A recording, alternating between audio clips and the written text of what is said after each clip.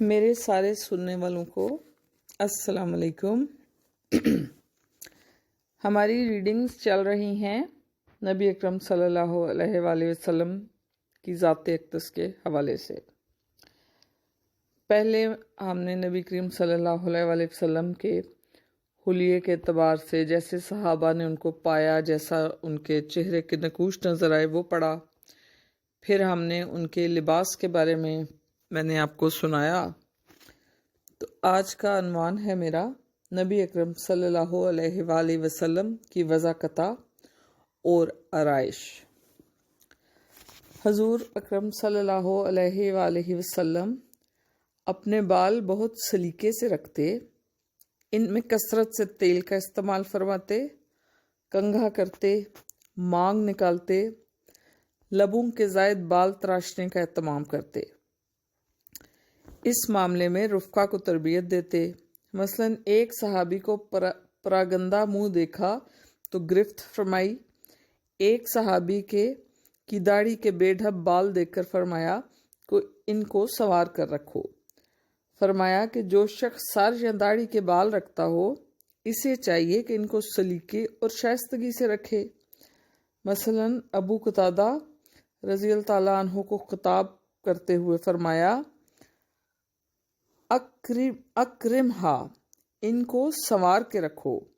حضرت ابو ہریرہ رضی اللہ تعالیٰ عنہ اور عبداللہ رضی اللہ تعالیٰ عنہ بن عمر کے متعلق واضح آثار میں ہے کہ وہ حج کے موقع پر ہر سال داڑھی کے بال ہلکے کرایا کرتے تھے۔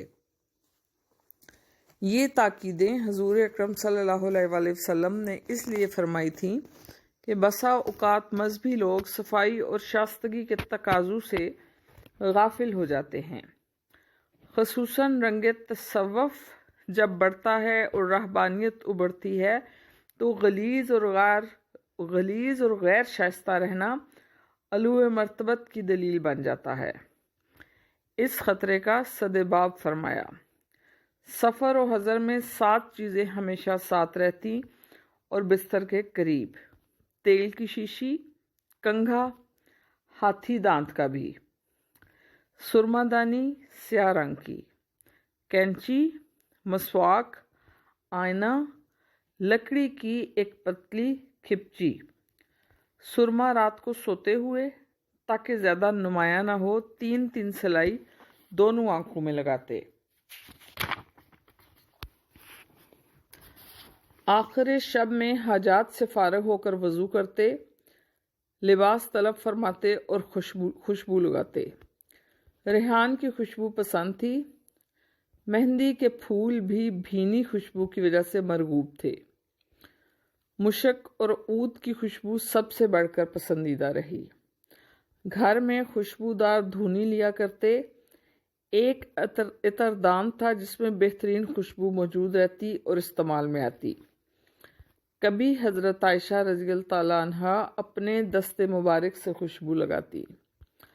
مشہور بات ہے کہ آپ صلی اللہ علیہ وآلہ وسلم جس کوچے سے گزر جاتے تھے دیر تک اس میں مہک رہتی تھی اور فضائیں بتاتی تھیں کہ گزر گیا ہے ادھر سے وہ کاروان بہار۔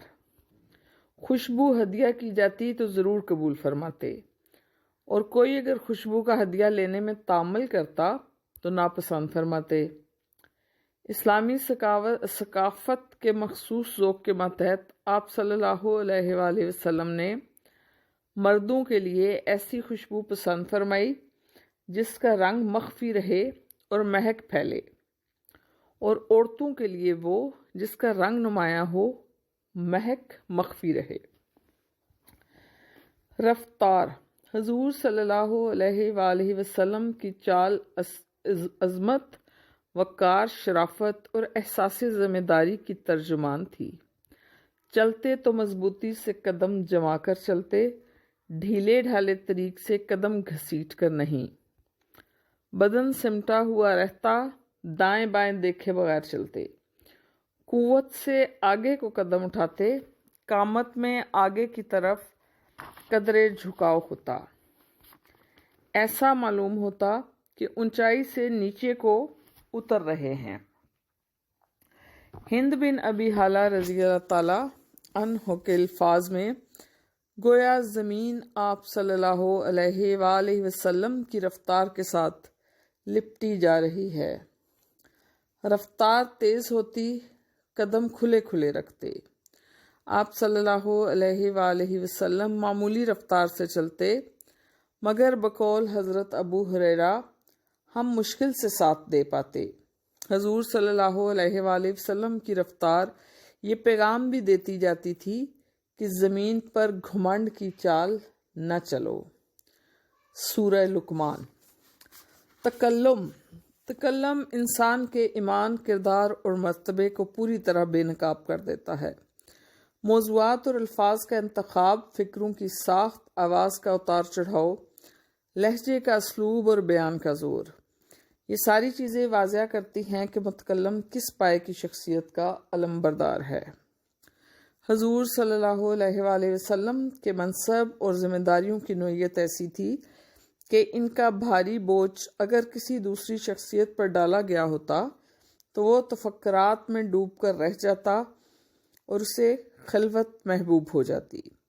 لیکن حضور صلی اللہ علیہ وآلہ وسلم کے کمالات خاص میں یہ بات بھی شامل ہے کہ ایک طرف آپ صلی اللہ علیہ وآلہ وسلم تفکرات اور مسائل مہمہ کا پہاڑ اٹھائے ہوئے ہوتے اور طرح طرح کی پریشانیوں سے گزرتے، لیکن دوسری طرف لوگوں میں خوب کھلنا ملنا بھی رہتا اور دن رات گفتگوؤں کا دور بھی چلتا۔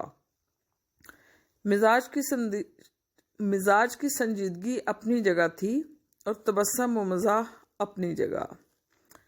ازداد میں عجیب توازن تھا جس کی مظہر حضور صلی اللہ علیہ وآلہ وسلم کی ذات تھی۔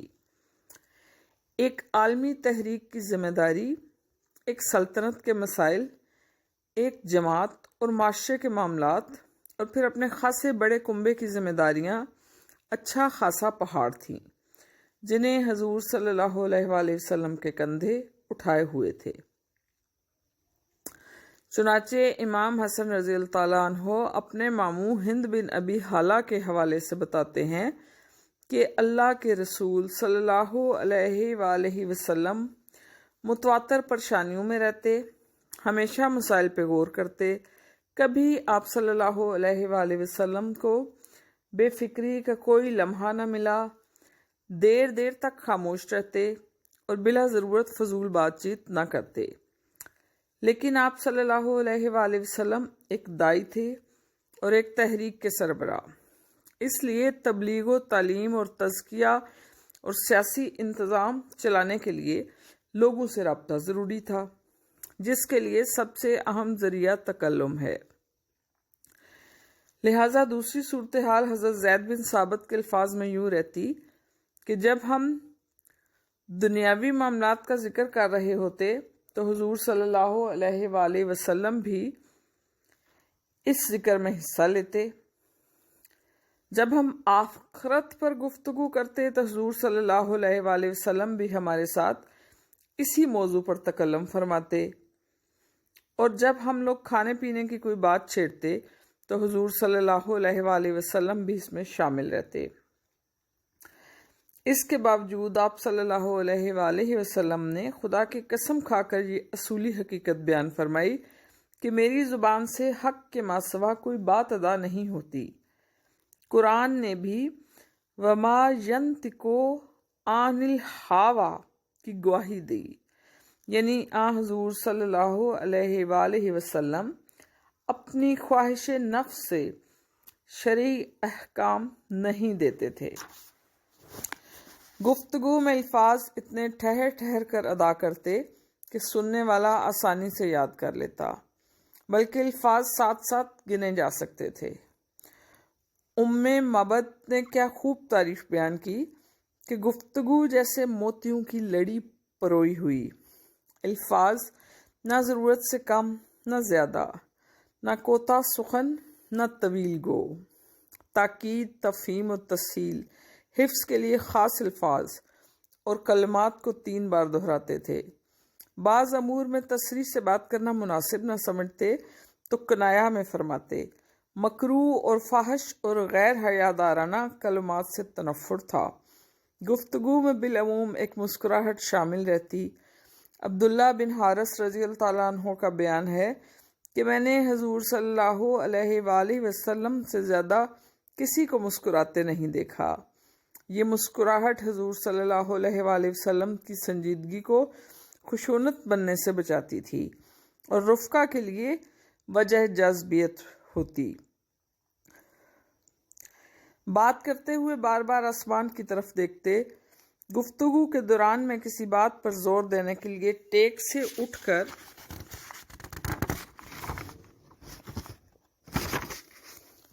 سیدھے ہو بیٹھتے اور خاص جملوں کو بار بار دہراتے۔ حاضرین کو کسی بات سے ڈراتے تو تکلم کے ساتھ ساتھ زمین پر ہاتھ مارتے۔ بات کی وضاحت کے لیے ہاتھوں اور انگلیوں کے اشارات سے بھی مدد لیتے۔ مثلاً دو چیزوں کا اکٹھا ہونا واضح کرنے کے لیے شہادت کی انگلی اور بیچ کی انگلی کو ملا کر دکھاتے۔ کبھی دونوں ہاتھوں کی انگلیوں کو باہم دگر آر پار کر کے مضبوطی یا جمعیت کا مفہوم نمایاں کرتے۔ کسی شے یا سمت میں اشارہ کرنا ہوتا تو پورا ہاتھ حرکت میں لاتے۔ کبھی ٹیک لگائے ہوئے اہم معاملات پر بات کرتے تو سیدھے ہاتھ کو الٹے ہاتھ کی پشت پر رکھ کر انگلیوں میں انگلیاں ڈال لیتے۔ تعجب کے موقع پر ہتھیلی کو الٹ لیتے۔ کبھی سیدھے ہاتھ کی ہتھیلی الٹے ہاتھ کے انگوٹھے کے اندرونی حصے پر مارتے۔ کبھی سر ہلاتے اور ہونٹوں کو دانتوں سے دباتے۔ کبھی ہاتھ کو ران پر مارتے۔ قریش مکہ کے ایک مہذب خاندان کا یہ ممتاز فرد قبیلہ بنو سعد کی فضاؤں میں عرب کی فصیح ترین زبان سے آراستہ تو تھا ہی، وحی کی لسان مبین نے حسن گفتار کو اور بھی سکل کر دیا تھا۔ حق یہ ہے کہ حضور صلی اللہ علیہ وآلہ وسلم افصح العرب تھے۔ حضور صلی اللہ علیہ وآلہ وسلم کے کلام کا جہاں ادبی معیار بہت بلند تھا، وہاں اس میں عام فہم سادگی بھی تھی، اور پھر کمال یہ کہ کبھی کوئی گھٹیا اور بازاری لفظ استعمال میں نہیں لیا اور نہ کبھی مصنوعی طرز کی زبان استعمال فرمائی۔ کہنا چاہیے کہ حضور صلی اللہ علیہ وآلہ وسلم نے اپنی دعوت اور اپنے مشن کی ضروریات سے خود اپنی ایک زبان پیدا فرمائی تھی، ایک اسلوب بیان تھا۔ چنانچہ حضور صلی اللہ علیہ وآلہ وسلم کے ایک قول الحرب خداتن میں بحث کرتے ہوئے سالب کا کہنا تھا کہ ہیا لغات النبی، یہ نبی اکرم صلی اللہ علیہ وآلہ وسلم کی مخصوص زبان تھی۔ بے شمار اصطلاحات بنائیں، تراکیب پیدا کی، تشبیہیں اور تمثیلیں وضع کی، خطابت کا نیا انداز نکالا اور بہت سے مروجہ الفاظ و اسالیب کو متروک کیا۔ ایک مرتبہ بنو فہد کے لوگ آئے تو گفتگو ہوتی رہی، جس کے دوران میں آنے والوں نے تعجب سے کہا، اے اللہ کے نبی صلی اللہ علیہ وآلہ وسلم، ہم آپ صلی اللہ علیہ وآلہ وسلم کو ایک ہی ماں باپ کی اولاد ہیں، ایک ہی مقام میں پرورش پائی ہے، پھر یہ کیا بات ہے کہ آپ صلی اللہ علیہ وآلہ وسلم ایسی عربی میں بات کرتے ہیں کہ جس کی لطافتوں کو ہم میں سے اکثر نہیں سمجھ سکتے؟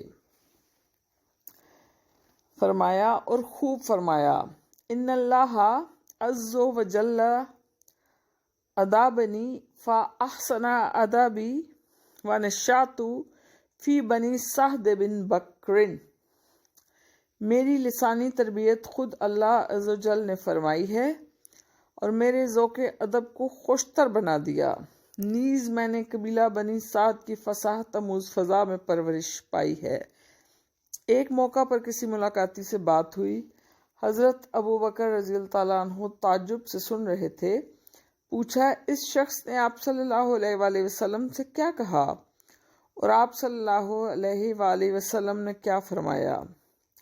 حضور صلی اللہ علیہ وآلہ وسلم نے وضاحت کی۔ اس پر جناب صدیق رضی اللہ تعالیٰ عنہ کہنے لگے، میں عرب میں گھوما پھرا ہوں اور فصیح عرب کا کلام سنا ہے، لیکن آپ صلی اللہ علیہ وآلہ وسلم سے بڑھ کر کلام فصیح کسی اور سے نہیں سنا۔ یہاں پھر وہی بات حضور صلی اللہ علیہ وسلم فرماتے ہیں، ادا بنی ربی و نشاتو فی بنی سعدن۔ اسی طرح حضرت عمر رضی اللہ تعالیٰ عنہ ایک بار کہنے لگے، اے اللہ کے رسول، کیا بات ہے کہ آپ صلی اللہ علیہ وآلہ وسلم فصاحت میں ہم سب سے بالا تر ہیں، حالانکہ آپ صلی اللہ علیہ وآلہ وسلم ہم سے کبھی الگ نہیں ہوئے۔ فرمایا، کانت لغات اسماعیل قد درست فجانی بہا جبریل فاحفتانہا۔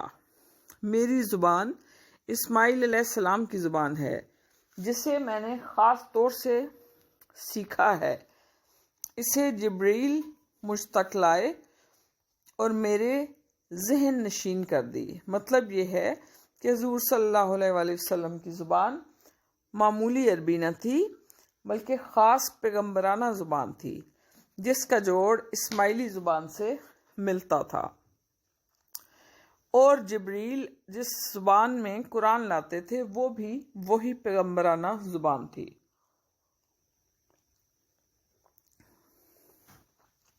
اس کے ساتھ ساتھ یہ امر سامنے رہنا چاہیے کہ اکابر تاریخ خصوصاً انبیاء علیہ السلام جو ایک مشن لے کر ماحول سے کشمکش کرتے ہیں اور ان میں ہر آن سچے جذبات کی موجیں اٹھتی ہیں، وہ بات کرتے ہیں تو اس میں مقصد کی عظمت معنوی گہرائی پیدا کر دیتی ہے، مخلصانہ جذبے سے ادبی چاشنی دیتے ہیں اور کردار کی بلندی اسے پاکیزہ بناتی ہے۔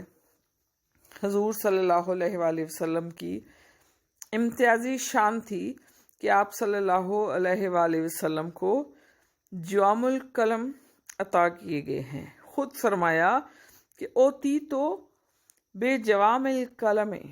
جوام الکلم حضور صلی اللہ علیہ وآلہ وسلم کے وہ مختصر ترین کلمے ہیں جو معنوی لحاظ سے بڑی وسعت رکھتے ہیں، کم سے کم لفظوں میں زیادہ سے زیادہ معنی پیش کرنے میں سرور عالم صلی اللہ علیہ وآلہ وسلم اپنی مثال آپ تھے، اور اسے خصوصی عطیات رب میں شمار کیا۔ یہاں چند مثالیں ہیں۔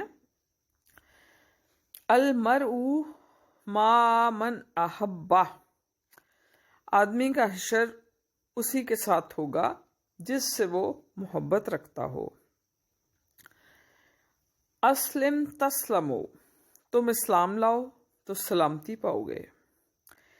انما الاعمال بالنیات، اعمال نیتوں پر منحصر ہیں۔ لیسا للعامل من عملہ الا ما نواہ، کسی عمل کرنے والے کو اپنے عمل میں سے بجز اس کے کچھ نہیں ملتا جو کچھ کہ اس نے نیت کی ہے۔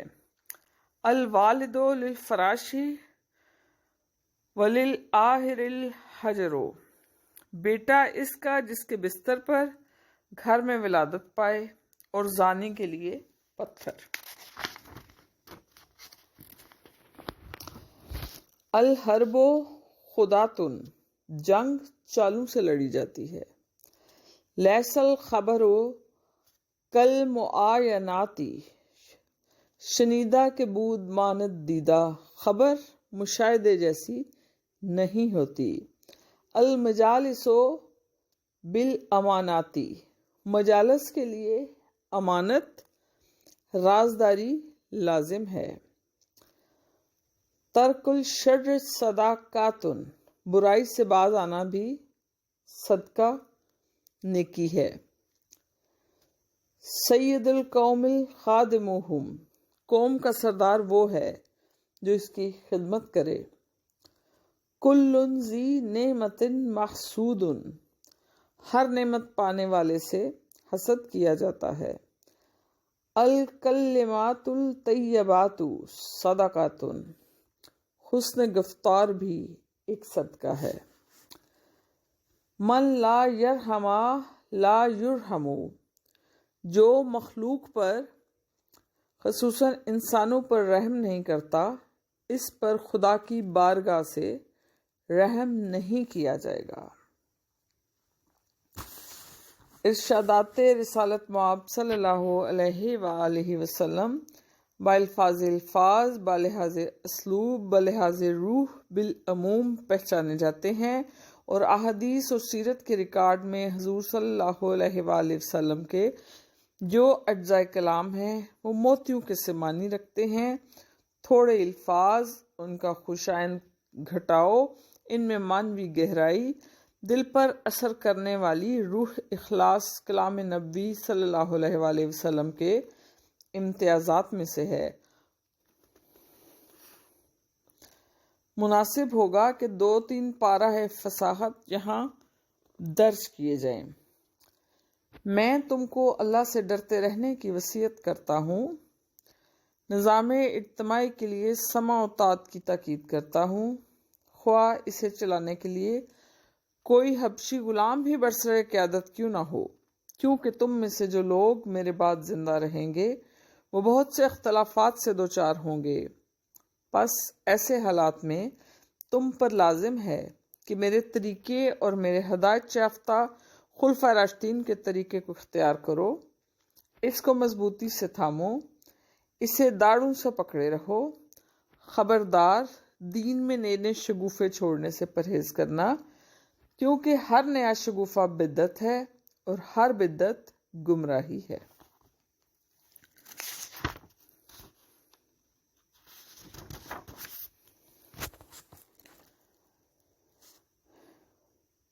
عمرو بن عبسہ نے حضور صلی اللہ علیہ وآلہ وسلم سے کچھ باتیں کی جن کے بہت ہی مختصر مگر جامع جوابات حضور صلی اللہ علیہ وسلم نے دیے۔ اس چھوٹے سے مکالمے کو ملاحظہ کیجئے۔ اس دعوت و تحریک کے کام میں ابتداً کون کون آپ صلی اللہ علیہ وسلم کے ساتھ تھا؟ ایک مرد آزاد مراد حضرت ابوبکر رضی اللہ تعالیٰ عنہ اور ایک غلام مراد زید بن حارثہ۔ اسلام کی اخلاقی حقیقت کیا ہے؟ پاکیزہ گفتار اور بھوکھوں کو کھانا کھلانا۔ ایمان کا جوہر کیا ہے؟ صبر اور سخاوت۔ کیسا اسلام افضل ہے؟ اس شخص کا جس کی زبان اور جس کے ہاتھ کی زیادتیوں سے مسلمان محفوظ رہیں۔ کیا ایمان افضل معیاری ہے؟ جس کے ساتھ پسندیدہ اخلاق پایا جائے۔ کیسی نماز افضل ہے؟ جس میں دیر تک عاجزی سے قیام کیا جائے۔ کیسی ہجرت افضل ہے؟ ایسی کہ تم ان چیزوں سے کنارہ کش ہو جاؤ جو تمہارے پروردگار کو ناپسند ہیں۔ کیسا جہاد افضل ہے؟ اس شخص کا جس کا گھوڑا بھی میدان میں مارا جائے اور خود بھی شہادت پائے۔ کون سی گھڑی عبادت کے لیے سب سے بڑھ کر ہے؟ رات کا پچھلا پہر۔ ایک بار دریافت کیا گیا کہ انسانوں کو دوزخ تک پہنچانے کے موجبات زیادہ تر کیا ہیں؟ فرمایا الفامو والفراجو، یعنی دہن اور شرمگاہ۔ دہن سے مراد ہے کلام اور طعام، دو چیزوں کی طرف، شرمگاہ سے اشارہ ہے جنسی دایات کی طرف، یعنی کلام کا فاسد ہونا، روزی کا ناپاک ہونا اور جنسی جذبات کا بے راہ رو ہونا انسانوں کی عاقبت کو سب سے زیادہ برباد کرنے والا ہے۔ بیشتر جھگڑے اور تصادم اور زیادتیاں اور ظلم بھی انہی خرابیوں کا نتیجہ ہوتے ہیں۔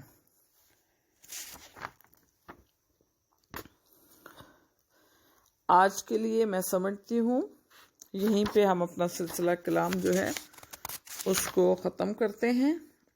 اگلی پڑھائی میں یا بلند خوانی میں اس سلسلے کو ہم یہیں سے جوڑیں گے۔ میں تو جب بھی نبی اکرم صلی اللہ علیہ وآلہ وسلم کو پڑھنا شروع کرتی ہوں، ان کے بارے میں کوئی کتاب ہو یا سننا شروع کروں یا ان کے حوالے سے سوچنا شروع کروں تو میرا دل چاہتا ہے کہ یہ سلسلہ کبھی نہ رکے، میں اپنے نبی کو جانتی چلی جاؤں، ان کے بارے میں اگر مجھے ایک لفظ بھی پتہ چلے تو میں اپنے سننے والوں کو بتاتی رہوں۔